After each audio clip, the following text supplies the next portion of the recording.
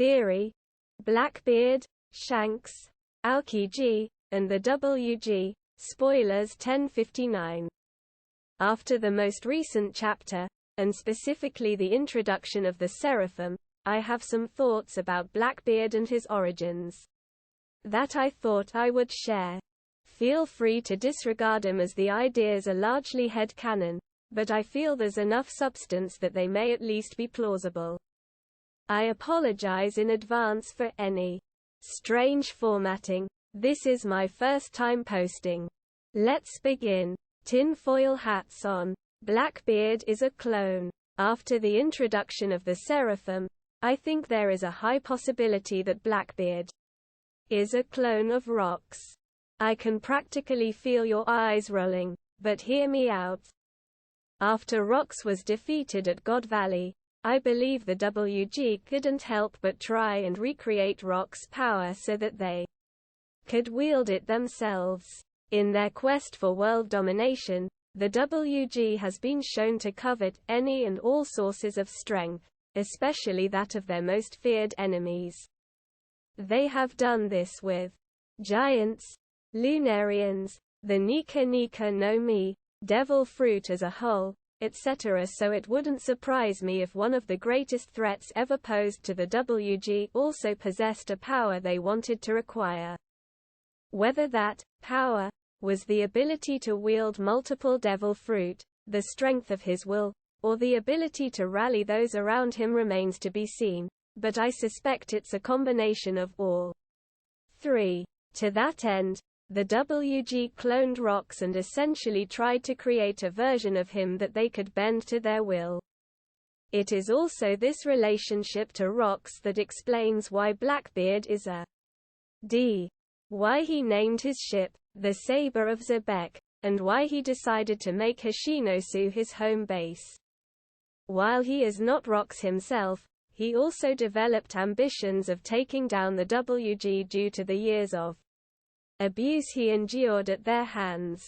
While the experiments eventually prove successful, as Blackbeard is eventually able to dual-wield fruit, he manages to escape from the WG and later joins Whitebeard's crew. Despite being able to create a subject that could eat multiple devil fruit, they were unable to sufficiently break his will, something they later attempt to perfect in their experiments on Kuma, another test subject with the ability to, use two devil fruit. In all future experiments to create artificial soldiers, they are sure to put a particular emphasis on also manufacturing obedience. Blackbeard's multiple personalities. I suspect Blackbeard was subjected to all kinds of experimentation and torture in service of this goal.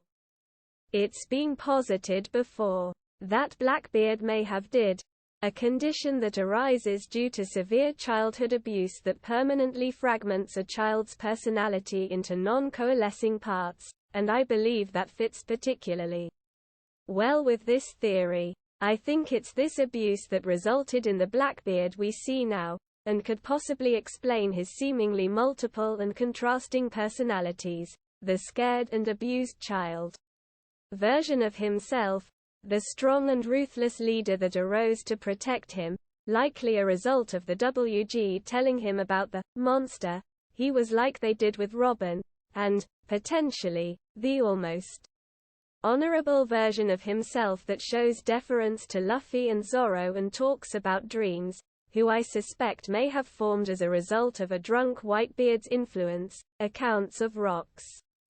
These personalities are not necessarily what allows him to wield multiple fruits, but I digress.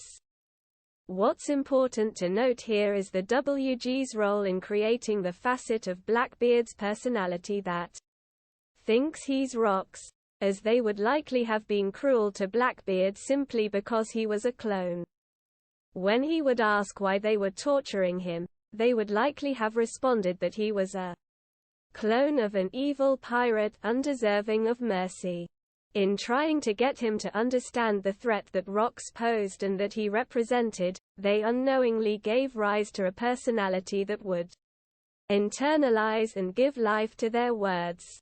It would be a great irony if in trying to recreate the strength of their enemies for their own use, they instead gave birth to his second coming.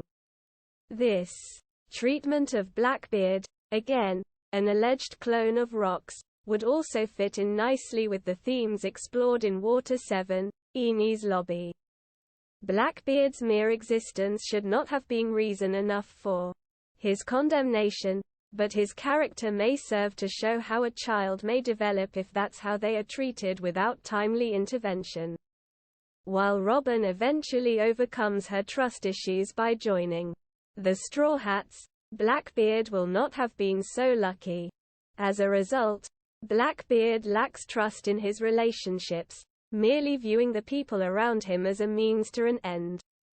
This could also explain how he was easily able to murder Thatch after years of posing as a friend. Why Blackbeard doesn't sleep. In this theory, Blackbeard's abuse is also why he purportedly doesn't sleep, and I think the anecdote about people in cold climates is meant to hint toward that without explicitly saying so. Obviously, people in cold climates have to sleep, but the notion is meant to illustrate that falling asleep in a cold environment can be deadly, the same way that falling asleep around those who would do you harm can be deadly. Sleep makes you vulnerable if your environment is not safe. Because Blackbeard was not safe while he slept, and because of the intense abuse he was subjected to, he eventually developed at least one split personality that took over any time he was in danger of falling asleep. I think the comparison many have made to the narrator and Tyler Durden fits rather nicely here. When one of Blackbeard's personalities needs rest, another simply takes its place, creating the illusion that he never sleeps. How Shanks got his scar. If true, Blackbeard's tense relationship with sleep could also explain the circumstances under which he managed to scar Shanks. It's possible that after Buggy told Shanks that Blackbeard never sleeps, Shanks became curious when he encountered Blackbeard in an apparent sleep and decided to investigate. However, rather than having been truly asleep, Blackbeard was actually transitioning between personalities, again, think the narrator and Tyler Durden, and reflexively attacked the person who was approaching him while he was momentarily vulnerable. Shanks says he wasn't being careless, which could indicate a level of hypervigilance that even Shanks was unable to match. It may be that the years of abuse led to one of Blackbeard's personalities developing a level of observation haki so strong, it even functions in his sleep, and at the time of the interaction surprised, and momentarily surpassed, even Shanks. After all, it's heavily implied, if not directly stated, that it was at this moment where Shanks first sees Blackbeard as a credible threat worthy of observation. I suspect that the nature of Blackbeard's multiple and hidden personalities also serves to obscure the true strength of his haki, which may be why Shanks was seemingly so surprised by the attack. In his initial approach, he may have only sensed the haki of the weaker, more fearful Blackbeard, only to then be met with the full force of the emerging Rox haki. It could be this ability to conceal his true strength is why Shanks was so concerned in his later conversation with Whitebeard. Shanks, who is arguably the most skilled haki user we've seen to date, was unable to sense Blackbeard's hostile haki, true nature, until it was too late, thus resulting in his iconic scar. Aokiji's lazy justice and why he leaves the Marines. I think this theory could also explain why Aokiji specifically chose to join Blackbeard's crew, of all the pirates he could have joined forces with. But first, a little on Aokiji and Akainu's confrontation at Punk Hazard.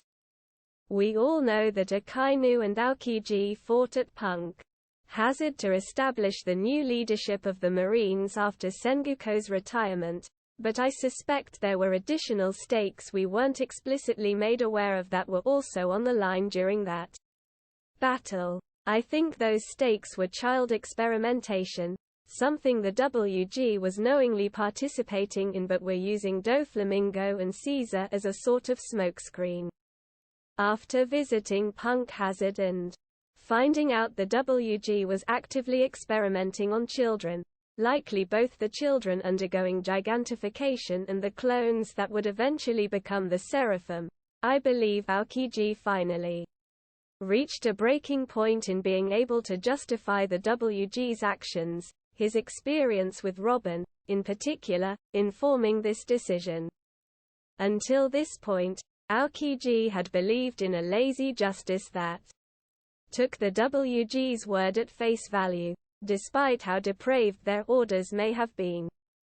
While he was able to justify the WG demonizing Robin due to her being perceived as a threat, he could not say the same for the children who had been taken from their families, and whose lifespans were shortened in the service of perfecting the gigantification formula, which the Marines hoped to exploit.